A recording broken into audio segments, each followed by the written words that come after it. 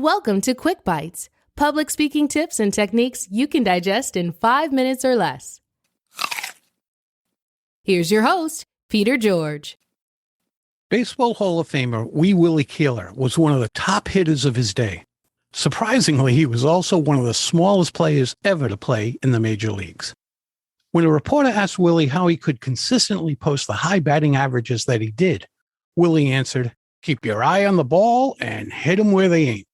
For baseball, this simple but sage advice is as true today as it was when Willie first said it more than 100 years ago. When it comes to speaking, however, you should be thinking, keep your eye on your audience and meet them where they are. That's because when you speak to an audience, they may not be where you want them to be in terms of engagement. So let's take the often dreaded after-lunch presentation as an example. You've been there. You get back to your seat, and while you're waiting for the speaker to start their presentation, your energy begins to wane. The speaker then bounds on the stage, knowing that the crowd is going to be somewhat lethargic. "Hey, everyone. I know it's right after lunch and everyone is a bit mellow, so let's get some energy in this room. Stand up, stretch. Now hang your arms down by your side and shake them out." In situations such as these, you might have been engaged, but most people probably wouldn't be. And that's for a very simple reason. The speaker wanted you to match their energy instead of them matching yours.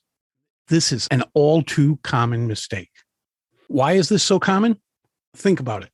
Speakers understand that it's often easier to connect with an audience if they have enthusiasm. So it makes sense that they want their audiences to have some life in them. Well, it makes sense only if the speakers are focused on themselves. But as you know, the focus should be on the audience. So if your audience is a bit lifeless, how do you connect at the same level? Well, it's relatively simple, but certainly not easy. First, always be prepared for a low energy group. You may not speak in front of one, but this way you're never caught off guard when you find yourself in that situation. Next, meet them where they are. Instead of bursting onto the stage, if it's a low energy group, walk on the stage a bit slower. Instead of speaking quickly, slow your rate of speech. And instead of using large hand movements, use smaller ones.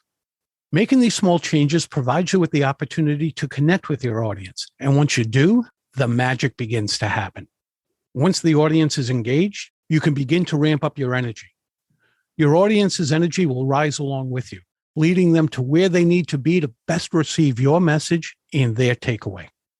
Many speakers believe that speaking after lunch is a death knell, and it can be, but only if you let it. Over the years, I've spoken to speakers who, once assigned this time, decide not to prep as they usually would. They believe it's a lost cause and nothing that they could do would make a difference. With this mindset, their self-fulfilling prophecy is all but carved in stone.